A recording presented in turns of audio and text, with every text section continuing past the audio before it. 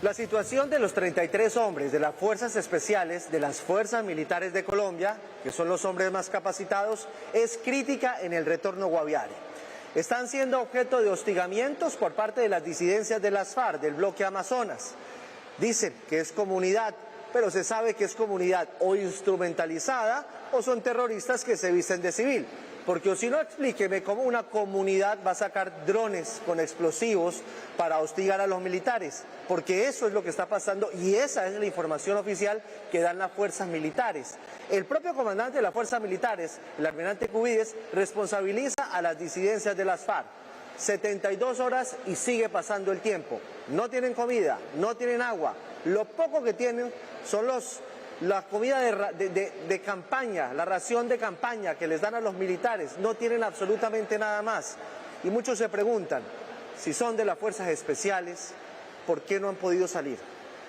¿Por qué no los han rescatado? ¿Qué pasa? ¿Qué se está haciendo desde la institucionalidad para sacarlos vivos?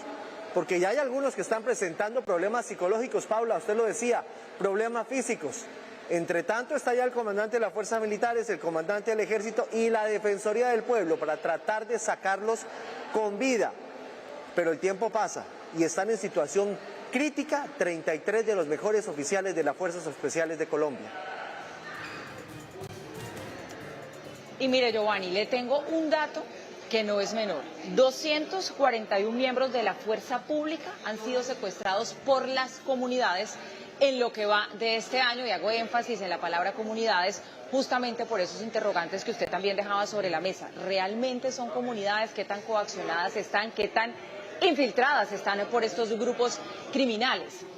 Al lugar todas las preguntas que se está haciendo la sociedad civil sobre este caso. ¿Por qué lo callaron desde el Ministerio de Defensa durante 3 días? ¿Por qué esa falta como de premura en reaccionar para rescatarlos? Muy bien que el ministro de Defensa, muy bien que el comandante de las fuerzas militares se nieguen a llamar estos retenciones y lo llamen secuestros, pero eso no es suficiente. Aquí es urgente recuperar el control estatal y esto pasa porque este tipo de situaciones dejen de presentarse y que cuando sucedan pues se actúe rápidamente, entre otras cosas, porque no se puede permitir Colombia seguir escuchando mandatarios locales como escuchábamos al alcalde del Retorno, temerosos de poder hablar y entregar una versión acerca de lo sucedido. Eso habla de lo coaccionados que están por la realidad de sus zonas, esas zonas en las que ellos se supone deberían ejercer un control.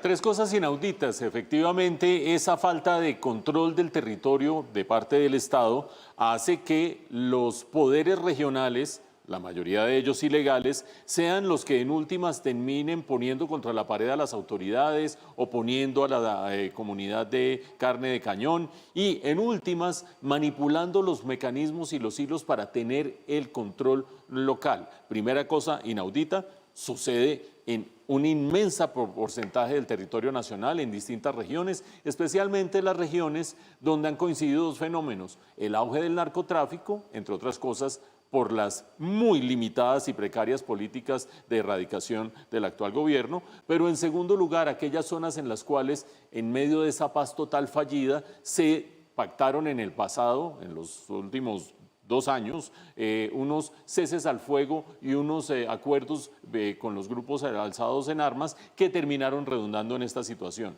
Primero, la falta de control territorial que pone a las autoridades locales contra la pared. Segunda cosa inaudita, que la comunidad reclame que si en estas acciones de la fuerza pública cayó un miembro de la comunidad y termine tratando de hacer justicia por mano propia. En últimas, secuestrar a estos militares es como decir, bueno, nosotros aquí vamos a ejercer la justicia. Es la justicia, es la fiscalía, son las autoridades judiciales las que en últimas deberían decir, sí, aquí hubo un comportamiento en el cual se terminó afectando a la sociedad civil e incluso la misma justicia penal militar la que al final debería decir aquí hubo un comportamiento irregular de parte de las fuerzas militares, no la sociedad tomando justicia por mano propia. Pero el tercer elemento inaudito es que no haya capacidad de rescate. ¿Cómo es posible que pasados 3 días se hizo el anuncio, pasados 4 días, vamos para 5 días y no haya capacidad del gobierno, no haya capacidad de la fuerza pública de rescatar a sus propios hombres? 3 circunstancias totalmente inauditas. A propósito de esto, en redes sociales, televidentes o personas del público muy acuciosas y muy amablemente que nos aluden a nosotros con calificativos impublicables que dicen, y ustedes es que no ven las cifras, están siendo injustos porque a la fuerza pública se le ha reducido el número de bajas en medio del gobierno del presidente Petro. Sí, se le ha reducido el número de bajas porque se ha reducido el número de confrontaciones con los grupos al margen de la ley, justamente, es obvio. Pero sí, si miramos las cifras, vamos a dar dos. En el tercer año del gobierno de Gustavo Petro hubo 1.040 secuestros, en su primer año 530. Eso es casi que una duplicación en el número de secuestros en lo corrido del actual gobierno. Y si quieren ir ustedes más allá, en actos terroristas también se ha multiplicado el número. Los actos terroristas corresponden a las cifras que acabo de dar. 530 en el primer año de Gustavo Petro, 1.040 en el tercer año de Gustavo Petro. Los secuestros corresponden a estas cifras. Primer año de Gustavo Petro, 294, tercer año, 341. Sí vemos las cifras y efectivamente ha reducido el número de bajas de la fuerza pública por esa retracción de la fuerza pública frente a los grupos al margen de la ley, pero eso no muestra de ninguna manera el verdadero fracaso de la paz total.